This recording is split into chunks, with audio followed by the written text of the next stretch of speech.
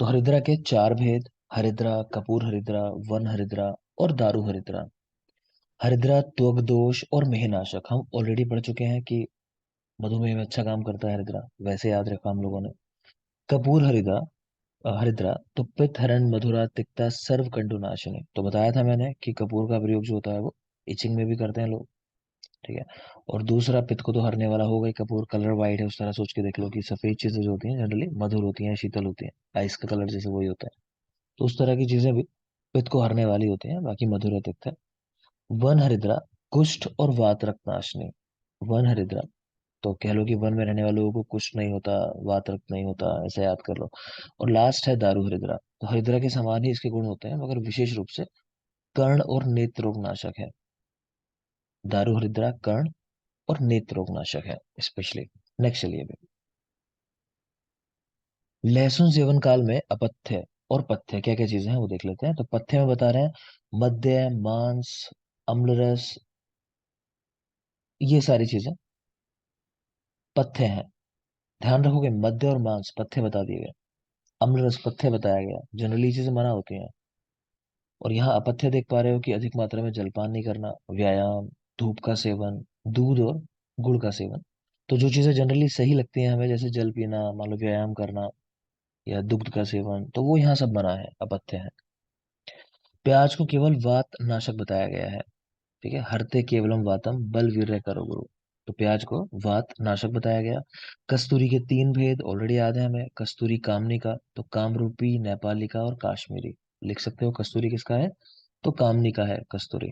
तो कामनी यानी कामरूपी, नेपाली का और काश्मीरी। मेन बात क्या है कि श्रेष्ठ कौन सी वैरायटी होती है, तो पहली वाली कामरूपी वैरायटी वो श्रेष्ठ है। आप चाहो तो वर्ण भी देख सकते हो। ठीक है, कृष्ण, फिर नील है, फिर कपिल है। अगर याद करना चाहो तो उसी ट्रिक से ये भी याद हो जाएगा कि कस्तूरी कामनी का, तो कामनी का यानी कामरूपी, नेपाली का और काश्मीरी। ठीक, इसी तरह वर्ण भी है इनके। तो कामरूपी का कृष्ण वर्ण है, तो का। ठीक है, नेपाली का नील वर्ण है, ना से ना हो जाएगा, इस तरह भी कर सकते हो। और लास्ट काश्मीरी है, वो कपिल वर्ण का है। देख लेना कुल मिला के, ये श्रेष्ठ वाला जरूर याद रखना है कि कामरूपी ये श्रेष्ठ है। नेक्स्ट है पीच चंदन, विशेष रूप से व्यंग नाशक माना गया है। पीच चंदन विशेष रूप से व्यंग नाशक माना गया है। व्यंग यानी चेहरे के ऊपर कह लो कि जो डार्क सर्कल हो जाते हैं, है ना, फ्रिकल्स, इस तरह की चीजें जो हो जाती हैं उनको बोलते हैं। तो पीत चंदन विशेष रूप से व्यंग नाशक माना गया है। तो अब इजी है याद करना, नाम है पीत, तो यानी कलर पीत कर देगा। व्यंग, व्यंग कैसा है कि ऑलरेडी ब्लैकिश जो कलर है त्वचा का, तो यानी कि नॉर्मल स्किन वाला टोन लगभग आ जाएगा, उस तरह सोच के देख लो। और चंदन वैसे ही स्किन के लिए अच्छा मानते हैं। देश भेद से केसर के भी तीन भेद बताए गए: काश्मीरी, बालिक और पारसिक। काश्मीरी, बालिक और पारसिक। ठीक है, तो इसमें हम याद रखते हैं कि केशर का बाप, तो केशर का यानी काश्मीरी, बा से बाल्हिक और पा से पारसिक, केशर का बाप। और श्रेष्ठ कौन सा, अगेन जैसे पीछे याद किया कस्तूरी कामनी का, तो वहां श्रेष्ठ वैरायटी थी पहली वाली। ऐसे यहाँ है, केसर का बाप पहली वैरायटी यानी काश्मीरी, ये श्रेष्ठ है। फिर बाल्हिक और पारसिक दो भेद है। और देख लेंगे, कश्मीरी को कह रहे हैं रक्त वर्ण का होता है, पद्म गंधी होता है ना, कमल की गंध वाला कश्मीरी। बाल्हिक पांडुर वर्ण का है, केत की गंधी है। और पारसिक ईशत पांडुरवर्णी और मधुगंधी। याद कर लेना बेटा, कश्मीरी वाला पद्मगंधी, बालिक वाला केतकी की गंध आती है इसमें से, और पारसिक वाले में से कह रहे हैं मधु की गंध आती है। तो देख लेंगे इसको भी थोड़ा सा, आगे चले। नख एक प्रकार के सीप की जाति के समुद्री जीव के मुख के ऊपर का आवरण है। तो कह रहे हैं नख क्या है, कि मतलब अपना नाखून नहीं समझ लेना है कहीं, अगर नख लिखा आता है यहाँ।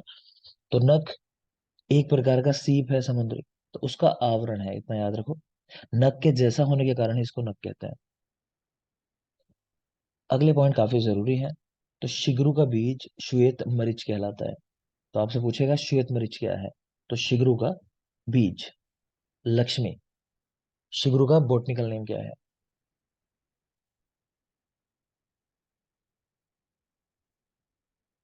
टेस्ट होना है इसका, वेडनेसडे को बता रखा है।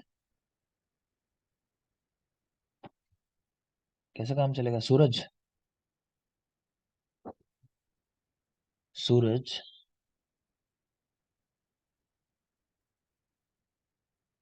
मंजिता।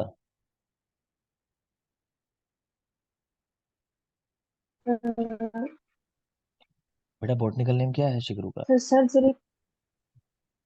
हाँ, Sarthak. Oleifera indica. Moringa oleifera. Moringa oleifera, ठीक है। मोरिंगा ओलिफेरा नाम होता है इसका, याद रखोगे। देखो चलो, तो शिगरू के बीज को श्वेत मरीच कहते हैं, एवं रक्त शिगरू को मधु शिगरू भी कहा जाता है। तो शिगरू के बीज को श्वेत मरीच और रक्त शिगरू को मधु शिगरू भी कहते हैं। मधु शिगरू। मधु शिगरू में सभी गुण शिगरू के जैसे ही होते हैं, मगर ये विशेष रूप से दीपन और सारक गुण वाला होता है। ठीक है, तो एक श्वेत मरीच है शिगरू का बीज, एक मधु शिगरू है, रक्त शिगरू, उसको बोलते हैं मधु शिगरू। कह रहे हैं मधु शिगरू के सारे गुण वैसे ही हैं जैसा श्वेत मरीच के अंदर होता है, यानी शिगरू के अंदर होता है, मगर विशेष रूप से दीपन और सारक होता है। कौन सा वाला? मधु शिगरू। ये दीपन और सारक है, देख लेंगे।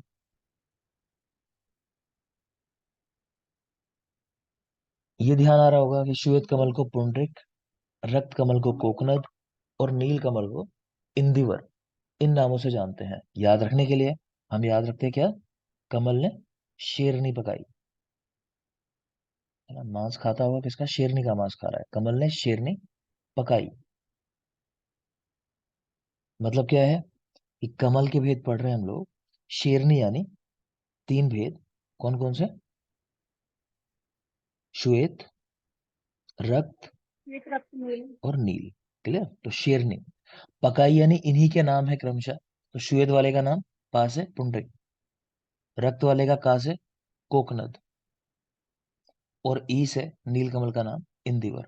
समझ में आ गया ना? शेरनी पकाई, पहले तीनों के नाम है शेरनी, श्वेत, रक्त और नील, तीनों वैरायटी। फिर पकाई यानी उनके नाम क्या कहलाते हैं? तो पुंडरिक, कोकनद और इंदिवर क्रमशः। आगे देखें, संवर्तिका। तो कमल के पत्तों को, नूतन पत्रों को संवर्तिका कहते हैं। कमल के नूतन पत्रों को संवर्तिका। कर्णिका कमल का बीज कोश कहलाता है, बीज कोश कर्णिका। किंजल कमल के केसर को किंजल कहते हैं। और मकरंद कमल पुष्प के रस का वाचक है। मृणाल और विष ये कमल नाल के नाम है। तो बाकी तो समझ में आ रहा होगा, खास भी नहीं है। किंजल और मकरंद देख लेना स्पेशली, कि किंजल क्या है? कमल के केसर जो होते हैं उन्हें कहते हैं किंजल। और मकरंद क्या है? वो तो रस होता है किसी भी पौधे का, उसको मकरंद बोला जाता है, फूलों का। आगे चलें। गुल्म और मंदाग्नि वाले पुरुषों हेतु विशेष रूप से पनस यानी कटहल का सेवन निषिद्ध बताया गया है। काफी हैवी होता है डाइजेस्ट होने में, विस्टम भी होता है। ठीक है, तो गुल्म वाले पेशेंट्स को और जिनको मंदाग्नि है उनको नहीं सेवन करना। द्राक्षा, बिल्व और हरितकी, हम लोग हबीदा करके वर्ड याद रखते हैं, नाम एक हबीदा, हरितकी, बिल्व और द्राक्षा। तो इनके फल शुष्क होने पर अधिक गुणकारी माने जाते हैं। ठीक है, बिल्व के बारे में तो लिख लोगे एक पॉइंट आप यहाँ पे, लिखो बिल्व, इसको कच्चा इस्तेमाल करना है, पका हुआ नहीं। बिल्व का फल जो है वो कच्चा इस्तेमाल करते हैं, पका हुआ नहीं इस्तेमाल करते। पका हुआ जो होता है वो लिख लोगे क्या हो जाता है? दुर्जर, पूती मारुतकर, दो वर्ड लिख लेंगे।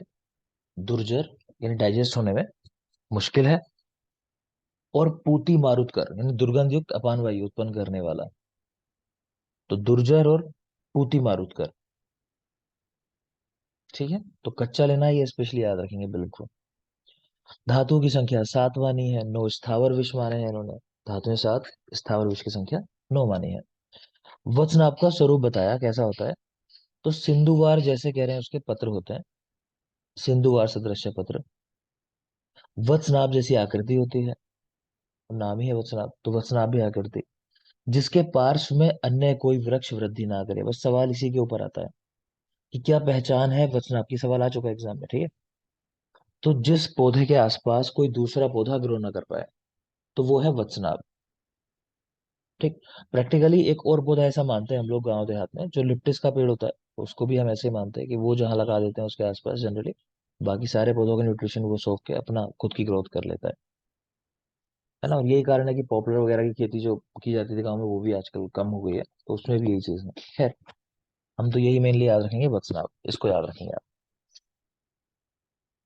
उपविश की संख्या सात मानी है, उपविश 7 है। सूरण कंदम विशेष रूप से प्लीहा और गुल्म रोगों में पथ्य माना गया है। तो प्लीहा गुल्म तो कह ही रहे हैं, लेकिन उससे भी ज्यादा जरूरी कहाँ है? अर्श। अर्श के रोगी के लिए श्रेष्ठ का है। अर्श। ठीक है बेटा। तो देख रहे हो, विशेषाद अर्श से पथ्य, प्लीहा गुल्म नाशना। विशेष रूप से अर्श रोग में पथ्य है, प्लीहा और गुल्म रोग को नष्ट करने वाला है। प्लीहा गुल्म नाशना। सभी कंद शाकों में सूरण को श्रेष्ठ माना जाता है, तो सर्वेशाम कंद शाका नाम सूर्ण श्रेष्ठम उच्यते। लेकिन अगले पॉइंट बहुत जरूरी है। दद्रु, कुष्ठ और रक्तपित्त के रोगियों के लिए सूरण अहितकर माना गया। किसको नहीं यूज करना, कॉन्ट्राइंडिकेशन किसके लिए है? तो स्किन डिसऑर्डर्स मतलब कुष्ठ में, और दद्रु स्पेशली लिख दिया, और रक्तपित्त, इनके रोगियों के लिए सूरण अहितकर होता है। नेक्स्ट देखिए, संधान करने पर सूरण विशेष रूप से गुणकारी हो जाता है। संधान का मतलब है कुछ आपने उसमें नई चीजें ऐड कर दी, कुछ नई चीजें आपने उसके साथ कर ली, तो संधान करने पर सूरण विशेष रूप से गुणकारी हो जाता है। वैसे संधान का मतलब हम लोग फर्मेंटेशन से लगाते हैं, लेकिन यहाँ जो लिखा हुआ है कि अन्य कल्पनाएं, मतलब उसको और थोड़ा सा आप कुछ पका लो, कुछ मसाले डाल लो, वो सब बातें। ऋतुओं के अनुसार मछली सेवन का निर्देश किया है कि मत्स्य किस ऋतु में कहाँ की मछलियां खानी है। सवाल आता नहीं है इस पॉइंट के ऊपर, जल्दी से पढ़ो, आगे चलते हैं।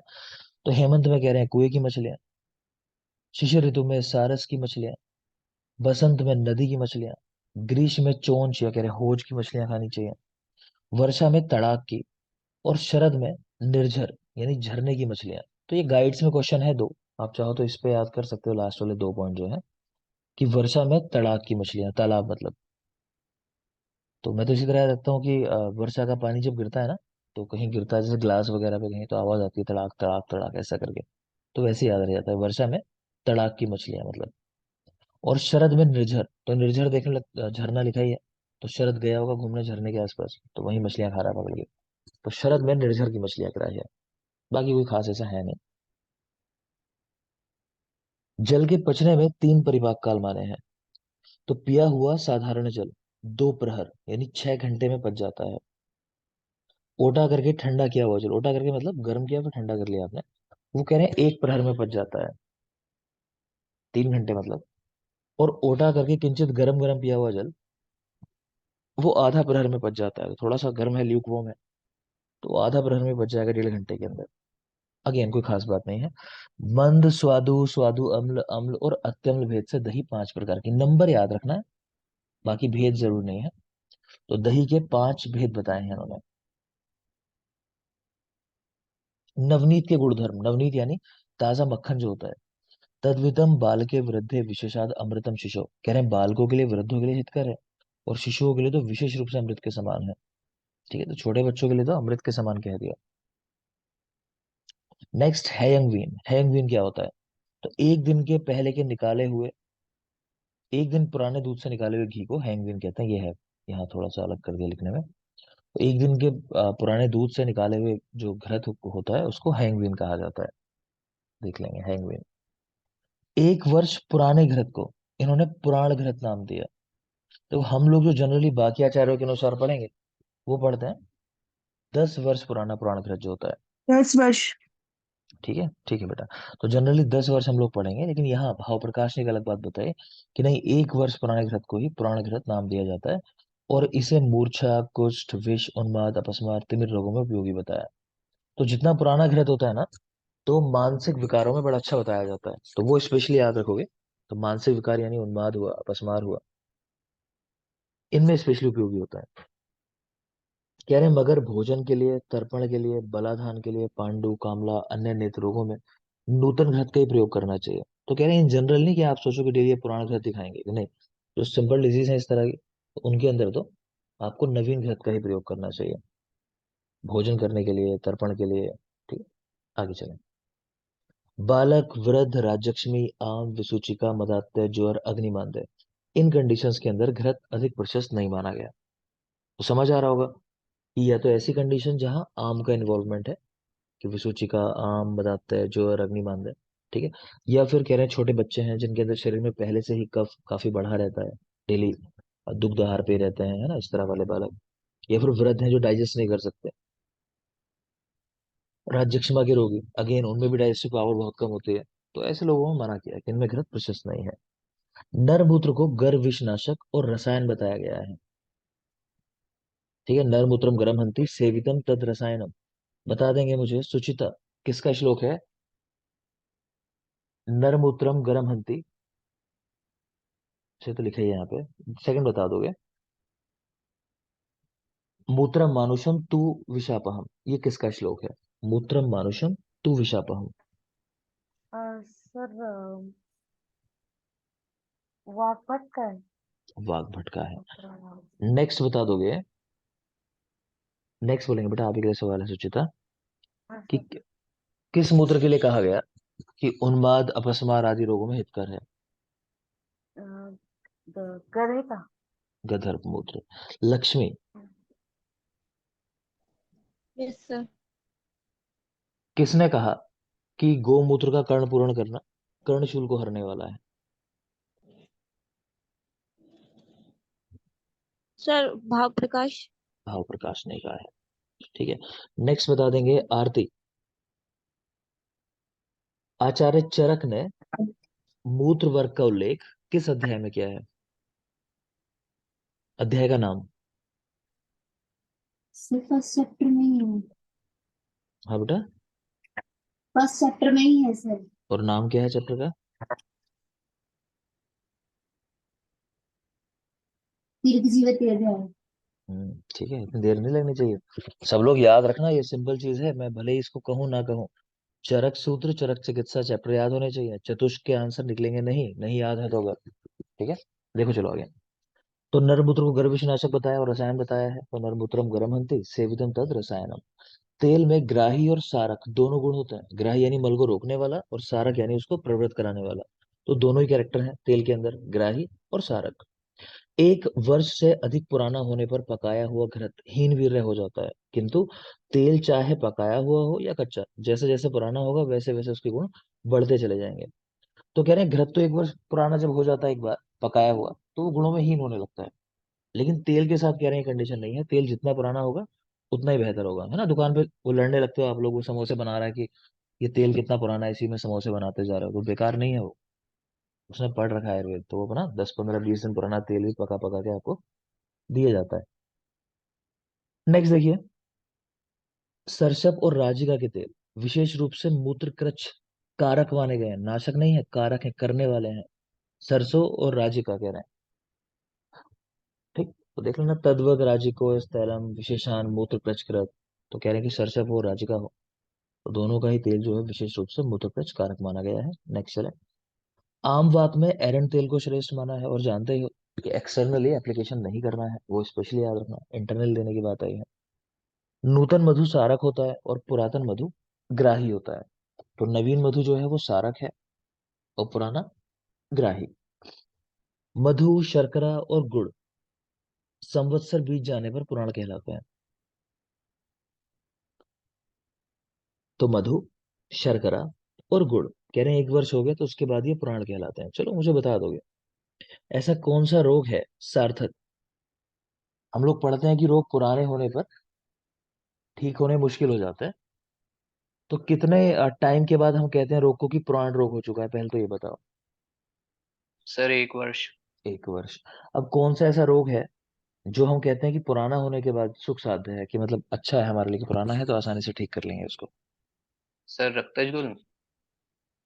ठीक है, गुल में रक्तजूल, अच्छी बात है, आर्तवजन्य रक्तजूल जो है वो वाला, करेक्ट। नेक्स्ट बता दोगे आकाश? जी सर। बेटा कौन सा रोग है तुल्य ऋतु और दोष होने पे वो सुख साध्य है? साथ है। लास्ट क्लास में शायद बात हुई है जो हमारे। ज्वर, करेक्ट है ना?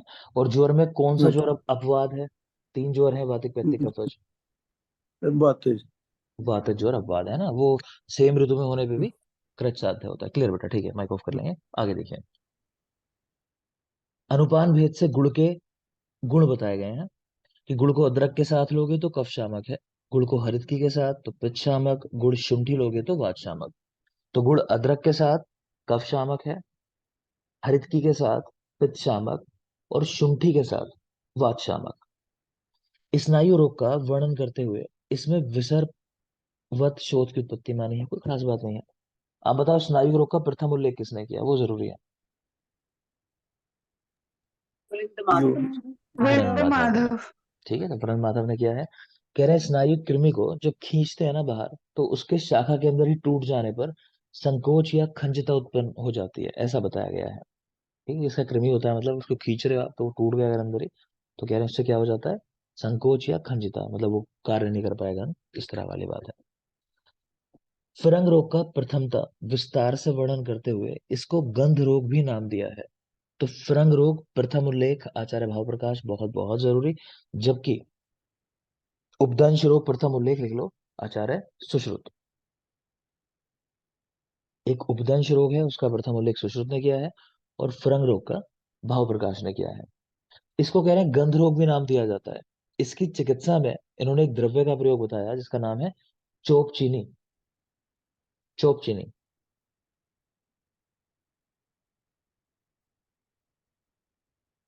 सूरज, चोप चीनी का बॉटनिकल नेम।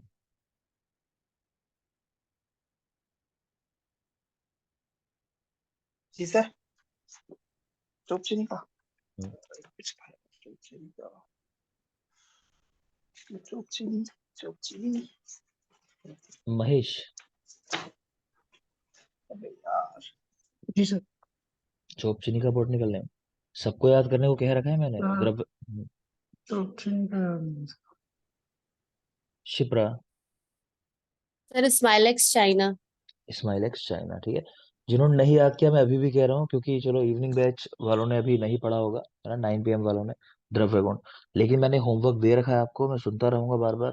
बॉटनिकल नेम याद कर लो, गाइड में दिए हुए हैं सारे, याद करने हैं आपको। तो स्माइलेक्स चाइना खैर नाम है उसका, याद रखेंगे। तो फिरंग की उत्पत्ति फिरंग देश की युवतियों से प्रसंग करने के कारण मानी गई है, तो समझ में आ रहा है कि एसटीडी है। ठीक है, इसे आगंतुक व्याधि माना गया है। फिरंग के 3 भेद बताए, बाह्य, आभ्यंतर और बाह्य अभ्यंतर। बाह्य, आभ्यंतर और बाह्य अभ्यंतर। बाह्य भेद तो कह रहे हैं कि विस्फोट जैसे हो जाता है, थोड़ी पीड़ा होती है, और सुख साध्य है, आसानी से ठीक हो जाता है। आभ्यंतर वाला संधियों में इसकी स्थिति है, आम वात की जैसी पीड़ा होती है इसके अंदर, शोथ कारक है और कृच साध्य है। और बाह्य अभ्यंतर में कुछ लिखा नहीं है। तो मेन क्या है जो पूछा जाता है एग्जाम में, कि किस भेद में आमवात की जैसी पीड़ा होती है, बस यही याद रखना है। आभ्यंतर वाले में आमवात जैसी पीड़ा होती है। ठीक है, यही मुझे बता दोगे। शेफाली, जी सर। बेटा गंभीर बहुधातु स्तंभ, ये रोग कैसा है, याप्य। ये आप याप्य। पे है। ठीक है, माइक ऑफ कर लेंगे। महेश, जी सर। शस्त्र सार औषध साध्य, मतलब इस तरह की व्याधि कोई लिखी है, शस्त्र सर साध्य है, जी सर। ये कैसी है, ये भी सर कर साध्य। कृत साध्य है। ठीक है ना, तो ये पढ़ाया है आपको, याद रखेंगे। आगे आ जाओगे। फ्रंग के उपद्रव, तो सबसे जरूरी जो है फ्रंग के बारे में, या तो ये कि भाव प्रकाश ने पहली बार उल्लेख किया, या फिर ये जो इसके उपद्रव दिए हुए हैं कॉम्प्लिकेशंस, ये बहुत जरूरी हैं। सारे रटे हुए होने चाहिए आपको, सारे। सवाल ऐसा भी आ चुका है कि इनमें से कौन सा नहीं है उपद्रव। तो कार्श्यता, बलशय, नासाभंग, अग्निमांद्य, अस्थिशोष और अस्थि वक्रता। मैं जैसे याद करता था वो बोल दे रहा हूँ, आप देख लेना आपको चले तो मेरे याद करने का तरीका था कि कृष की नासा की अस्थि अग्नि बल से वक्र हो गई। मतलब कृष व्यक्ति होगा, उसकी नासा के ऊपर स्वेदन किया होगा, तो क्योंकि इतना कमजोर है वो कि उसकी हड्डी भी मुड़ गई अग्नि से। तो कृष के नासा की अस्थि, कृष यानी कार्श्य, नासा से नासा भंग, अस्थि यानी अस्थिशोष, नासा की अस्थि। ठीक है, अग्नि बल से, अग्नि यानी अग्निमांद्य, बल मतलब बल से, वक्र हो गई, वक्र यानी अस्थि वक्रता। तो मैं तो ऐसे याद रखता था कि कृष व्यक्ति के नासा की अस्थि अग्नि बल से वक्र हो गई। क्लियर, सारे याद होने चाहिए। रस कपूर को फ्रंग की श्रेष्ठ औषध बताते हुए इसकी गोली को लवंग के चूर्ण में लपेटकर लेने का निर्देश किया गया है। रस कपूर फ्रंग की श्रेष्ठ औषध बताई है, याद रखोगे। रस कपूर, इसकी गोली को लवंग के चूर्ण में लपेटकर लेने का निर्देश किया है। लवंग के चूर्ण में लपेटकर रस कपूर को। सप्तशाली वटी का निर्देश किया गया है फ्रंक के अंदर ही। तो सप्तशाली वटी के कंटेंट लिखे हुए हैं, पारद, खदिर, अकरकरा और मधु। तो याद कैसे रखते हैं इसको हम, कि अब मधु को कह रहे हैं मधु आकर पारद खा ले, मतलब मधु आकर पारद खा। तो मधु आकर यानी अकरकरा, पारद से पारद और खा यानी खदिर। तो मधु आकर पारद खा। सप्तशाली वटी याद रखेंगे, जरूरी हो गया। फ्रंक शांत्यार्थ चोप चीनी चूर्ण का निर्देश किया गया है।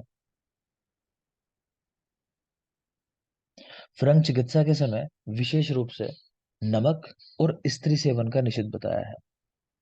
तो नमक और स्त्री सेवन मना किए हैं फ्रंक रोग के चिकित्सा के समय। कुछ द्रव्यों के भाव प्रकाश के अनुसार पर्याय। तो ये मैं याद नहीं कराऊंगा आपको, मैं देख ले रहा हूँ एक आध कुछ पॉइंट मेरे कहने का है क्या। आपको क्या करना है, आपको खुद से इनको याद करना है ना, रटने वाली चीज है।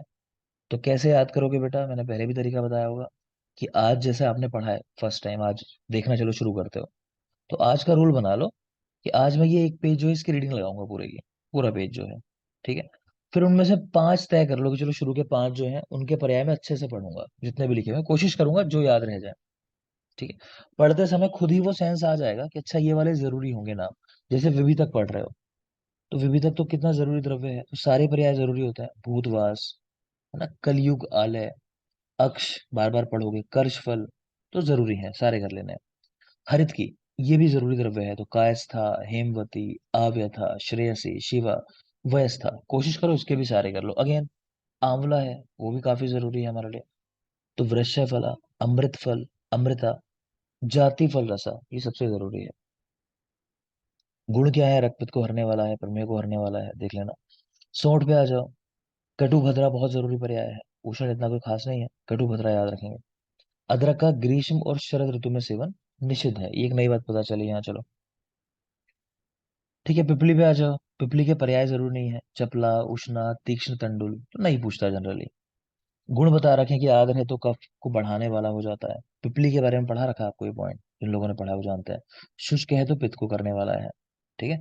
पिपली मधु के साथ मेद और कफ को नष्ट करने वाला, पिपली गुड़ के साथ तो जीर्ण ज्वर में और अग्निवान्ति में उपयोगी है। और अगर मैं एक रोग कहूँ आपसे पिपली को आइडेंटिफाई करना हो, उस रोग में जरूर इसका श्लोक में वो वर्ड मिलता है, तो वो है प्लीहा रोग। निहारो प्लीहा, प्लीहा। है ना, तो प्लीहा रोग वो याद रखोगे। नेक्स्ट आ जाओ मरीच। तो मरीच का एक पर्याय लिखा है घर्म पतन, तो ये देख लेना, ये जरूरी सा लग रहा है। पिपली मूल, ग्रंथिक और चटक सिर। देखो चटक सिर देखने में मतलब ये ऐसा नहीं कि मुझे ही लग रहा है कि जरूरी पर्याय, आप पढ़ोगे तो आपको सेंस आएगा कि हाँ ये कुछ अलग सा नाम है, ये याद कर लेना चाहिए। तो चटक सिर, तो इस पे ज्यादा फोकस कर लेना। फिर चव्य आ गया, ठीक है, कि इसको अर्शनाशक बताया गया है। चव्य के फल का नाम गजपिपली है, बहुत जरूरी बात है। चव्य का फल गजपिपली। नेक्स्ट आ गया फिर गजपिपली। तो गजपिपली में वशिर देख सकते हो, वशिर, चित्रक, कोई नाम मेरे हिसाब से जरूरी नहीं है इनमें। तो श्रेष्ठ दीपन द्रव्य बताया गया। अजवायन पे आ जाओगे, तो अजवायन का उग्रगंधा जो है पूछ चुका है क्योंकि एक बार, तो इसको देख लेना, उग्रगंधा। फिर अजमोदा में कोई खास नहीं ऐसा। श्वेत जीरक, जरण अजाजी नहीं, काला जाजी, सुषवी, कालिका, पृथ्वी का, कारवी, उपकुंजिका, सुषवी एक चाहो तो मन है। कृष्ण जीरक, उद्गार शोधन, ये पर्याय देख लेना, शुद्ध उद्गार कराने वाला है ना। धान्य पे आ जाओ, धेनु का, कुंटी, ये नहीं पूछे जाते हैं ऐसे पर्याय, लगभग मनाशिला के है ना, लगभग ऐसे पर्याय जो है, कुंटी, कुल्टी, नागमाता, तो वो जरूरी है। तो देख लेना, चाहो तो याद रह जाएंगे शायद। सौंफ के पर्याय पे आ जाओ, सौंफ में इनमें तो कोई जरूरी नहीं है जो यहाँ लिखे हुए हैं। तो कह रहे हैं इसको योनिशूल नुत बताया गया है। मेथी पे आ जाएंगे, मेथी में मुनि छदा देख सकते हो, मुनि छदा, ठीक है। पीत बीजा चाहो तो ये देख लेना, पीत बीजा, बहु बीजा, मेथी के। चंद्रशूल, तो चर्महंत्री और पशु मेहन कारिका, इनको देख सकते हो, चर्महंत्री और पशु मेहन कारिका। वजह पे आ जाएंगे, तो अगेन ये उग्रगंधा। शतपर्वई का पूछ चुका है। मंगल्या भी जरूरी पर्याय है इसका। ये लोमशा, इनको याद कर लेंगे। चोप चीनी, दीपांतर बचा, विशेष रूप से फ्रंग आमे नाशिनी जानते हो। वाय विडंग पे आ जाओ। अमोघा देख लेना, अमोघा, वाय विडंग। जंतु नाशन देख सकते हो, है ना। विडंग क्या है कि छोटे मोटे जो कीड़े लग जाते हैं वो नहीं लगते हैं विडंग अगर रखा होता है तो कहीं पे, तो उसीलिए नाम है इसका जंतुनाशन। वंशलोचन, तुगाशीरी सब जानते ही होंगे, शुभ्रा, तो याद करने की जरूरत नहीं है। जल में उत्पन्न मुलेठी, मधुलिका। अम्लतास, व्याधिघात, कर्णिकार, तो कर्णिकार देख लोगे। दीर्घफल देख लोगे, ठीक है। कोश शुद्धिकरम परम, तो विरेचन कराता ही है। कुटकी पे आ जाओ, इसको याद रखोगे, मत्स्य पित्त, ठीक है। शकुलादिनी, ये भी याद रखना, पूछ चुका है। चिरायता, भूनिम, राम सेवक, अनार्यतिक, तो राम सेवक देख लेना। तो अब जैसे ये पेज देखा आप लोगों ने, तो जो मैंने आपको बताया कि हाँ जरूरी है, तो आपका काम क्या है कि इनकी अच्छे से रीडिंग लगा लो। जब आपकी ये 5-6 रीडिंग हो जाएंगे ना, तो आपको महसूस होगा कि हाँ थोड़ा रहने लगा है, याद रहने लगा है, कि ऑप्शन आएगा तो हम लगा देंगे। कि चिरायता का राम सेवक पर्याय है ना, कि राम जी ने जो है दुश्मनों को चीर दिया, अपने ट्रिक बना लो कुछ भी, कि राम जी ने दुश्मनों को चीर दिया, कि मार दिया, मतलब तो चिरायता राम सेवक हो गया। ऐसी कुटकी है कि मत्स्य पित्त, कि मछली कुटकी जो होती है आप देखोगे पित्त का शमन करने वाली है, और मछली पित्त को बढ़ाने वाली है। तो ऐसे याद कर लो कि मछलियों का पित्त निकाल देगी सारा, कुटकी जो है। तो ट्रिक है, आप कैसे जोड़ोगे अपने तरीके से, तो याद करने की कोशिश करो। किसी की कोई भी ट्रिक हो सकती है। कई बार भाई बहन के नाम पे हम याद कर लेते हैं कुछ, अच्छा वहां से जोड़ लेते हैं अपनी कहानियों से, तो याद करना है कुल मिला के, क्लियर। तो ये ऐसे ही करोगे। काफी सारे पर्याय हैं, आपको धीरे धीरे धीरे पढ़ना है। मुझे कहोगे मैं इतनी हेल्प कर दूंगा, चलो, कि जैसे आज ये बता दिया आपको कि ये वाला पेज है, ये कुछ जरूरी नाम है, कहोगे तो इतनी हेल्प कर सकता हूँ, या तो आप ही को करने पड़ेंगे बेटा, ठीक है ना। तो चलो आगे चलते हैं, देख लें इसमें और कौन सा पार्ट रह गया हमारा जो हमें पढ़ना है। भेद आप सारे देख चुके हो, अच्छा ये देख लो, चलो गूगल यहाँ लिखा है, थोड़ा सा इसको देख लोगे, ठीक है बेटा। इवनिंग बैच वाले बच्चे जो हैं, तो आप लोग समझ लो कि दूसरे बैच के लोग पढ़ चुके हैं पहले ही, ये जो भेद वगैरह हैं सारे कुछ। तो एक दो चीज ऐसी हैं जो वहाँ इतने अच्छे से नहीं एक्सप्लेन है मान लो, तो उसको मैं यहाँ बता रहा हूँ, जो यहाँ लिखी है। जैसे गूगल के ऊपर सवाल आ चुका है, भेद तो इसके जानते ही होगे, 5 भेद होते हैं। पेज नंबर है ये 195, 195 नंबर पेज है। तो इसमें गुगलू के जो 5 भेद हैं, कह रहे हैं महिषज वैरायटी, वो श्रुतांजन के समान होती है। महानील वैरायटी, ये नील वर्ण की है, तो कुछ याद ही नहीं करना। कुमुद, कुमुद के समान। पद्म, माणिक के समान, तो इसको देख लोगे, तो माणिक्य के जैसा कह रहे हैं उसको। हिरण्य, सोने के समान, तो सोने का तो हिरण ही था, भगवान राम जो मारने गए थे, है ना, उस तरह याद रख सकते हो। महिषज और महानील, ये वैरायटी हाथियों के लिए इस्तेमाल होती है, सवाल इस पे आया हुआ है। कुमुद और पद्म, ये घोड़ों के लिए। और हिरण्य, गुगलू, मनुष्यों के लिए इस्तेमाल हुआ है, तो ये याद रखोगे। हिरण्य जो वैरायटी है, वैसे भी हिरण्य कश्यप मनुष्य ही था। मनुष्य तो नहीं, राक्षस था, लेकिन था तो मनुष्य, राक्षस ही लगते थे ना देखने में जो दिखाते थे, तो ऐसे याद कर सकते हो कि हिरण्य जो है, हिरण्य गुगलू मनुष्यों के लिए। और इवन वो जो हिरण आया था राम जी ने जिसको मारा था, तो वो भी एक राक्षस ही था, मतलब इंसान ही था, हिरण का रूप लिया था, तो उस तरह याद कर सकते हो। बाकी महिषज और महानील, तो ये दोनों हाथियों के लिए हैं, महिषज और महानील। कुमुद और पद्म, ये घोड़ों के लिए हैं, कुमुद और पद्म घोड़ों के लिए। बाकी और भेद लिखे हैं, तो इनकी बात नहीं करेंगे, सब हम पढ़ चुके हैं कहीं ना कहीं, कहीं ना कहीं अपना, ठीक। चलो आगे आ जाते हैं, प्रतिनिधि द्रव्य, ये नहीं पढ़ा है ना आप लोग को, नहीं पढ़े ना अभी। चलो इसको लेते हैं ब्रेक के बाद, प्रतिनिधि द्रव्य लेते हैं, जरूरी चीज है ये। तो ब्रेक लो, एक 10 मिनट, वापस आओ, और प्रतिनिधि द्रव्य देखते हैं, क्योंकि मुझे लगता है शायद ये लास्ट ही पार्ट होगा यहाँ जरूरी, जो पढ़ना था हमें। हाँ ठीक है।